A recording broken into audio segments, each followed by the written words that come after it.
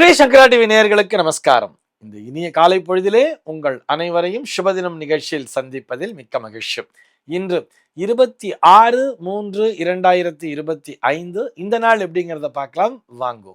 இன்றைய தினம் குரோதி வருடம் பங்குனி மாதம் 12ஆம் தேதி புதன்கிழமை. திதி பார்த்தோம்னா தேய்பிரை துவாதசி திதி இரவு 1:43 வரைக்கும் இருக்கு.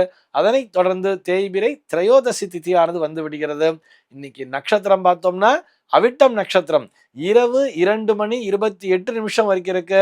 அதனைத் தொடர்ந்து சதயம் நட்சத்திரம் என்பதும் வந்து விடுகிறது. இரவு 2:28 வரை, அதாவது அவிட்டம் நட்சத்திரம் இருக்கின்ற வரை இந்த நாளானது ஒரு மரண யோகம் கூடிய நாளாக அமைந்திருக்கிறது. அதனைத் தொடர்ந்து சித்த யோகம் என்பதும் வந்து விடுகிறது. இதுபோக பஞ்சாங்கத்திலே வரக்கூடிய யோகம் அப்படின்னு சொல்லி பார்த்தோம்னா இன்னைக்கு சித்தம் அப்படிங்கிற ஒரு நாம யோகத்தை கொடுத்திருக்கா. கரணம் பார்த்தோம்னா கௌலவம் அப்படிங்கிற ஒரு கரணத்தை கொடுத்திருக்கா. இந்த நாளானது ஒரு மேல் நோக்கு நாளாக அமைந்திருக்கிறது.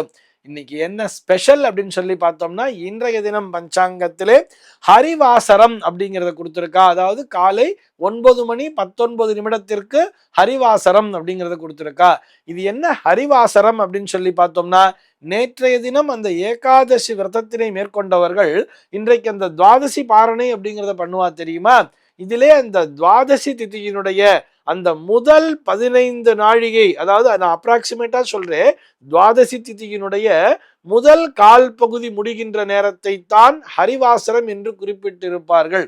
ஆக இன்றைய தினம் அந்த துவாதசி பாரணை என்பதை 9:19 மேலாக மேற்கொள்ளும் பொழுது 100 ஏகாதசி விரதம் இருந்ததற்கான பலனை பெறலாம் என்று நம்முடைய சாஸ்திரமானது வலியுறுத்துகிறது. சென்னையை பொறுத்தவரை இன்றைய தினத்தினுடைய சூரிய உதயம் என்பது காலை 6:12 சூரிய அஸ்தமனம் என்பது மாலை 6:16 சந்திர அஸ்தமனம் என்பது மதியம் 3:26 சந்திர உதயம் என்பது நாளைய தினம் அதிகாலை 4:16 சம்பவிக்கிறது.